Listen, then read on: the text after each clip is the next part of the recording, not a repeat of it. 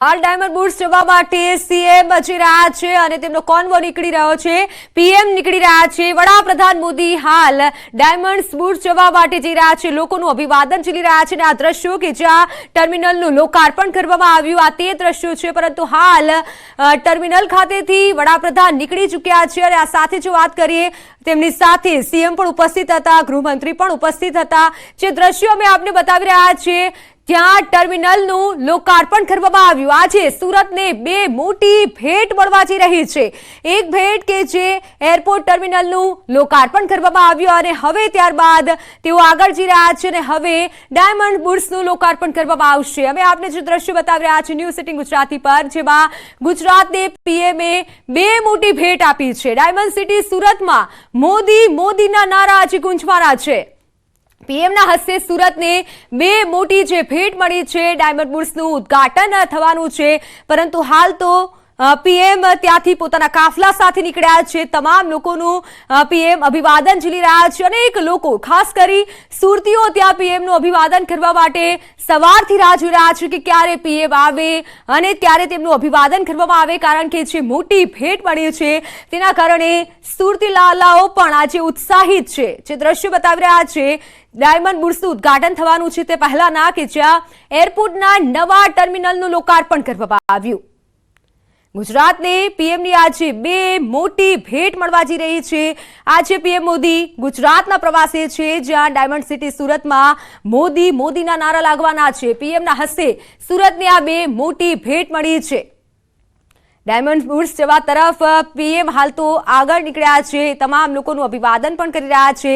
ત્યારે અનેક વિશેષતાઓ સાથે આ ડાયમંડ બુર્સનું આજે જે લોકાર્પણ કરવામાં આવનાર છે, કારણ કે અનેક વિદેશી જે મહેમાનો છે તે સીધા સુરત સાથે હવે કનેક્ટ થઈ શકશે। જે મુંબઈ જવું પડતું હતું સુરતના વેપારીઓને, તે હવે નહીં જવું પડે અને સાથે જ અનેક લોકોને રોજગારી પણ મળી રહેશે। ડાયમંડ બુર્સનું ઉદ્ઘાટન થવાનું છે થોડીક જ ક્ષણોમાં, પરંતુ હાલ તો પીએમ અભિવાદન ઝીલી રહ્યા છે તમામ લોકોનું અને તે જગ્યાએ પણ તમામ પ્રકારની તૈયારીઓ થઈ રહી છે। અમે આપને બંને દ્રશ્ય બતાવી રહ્યા છીએ કે જ્યાં એક તરફ નવા એરપોર્ટ ટર્મિનલનું જે ઉદ્ઘાટન કરવામાં આવ્યું અને બીજી તરફના દ્રશ્યો છે કે જ્યાં પીએમના આવકાર માટે તમામ પ્રકારની તૈયારીઓ થઈ ગઈ છે। પોલીસ બંદોબસ્ત પણ ગોઠવી દેવામાં આવ્યું છે।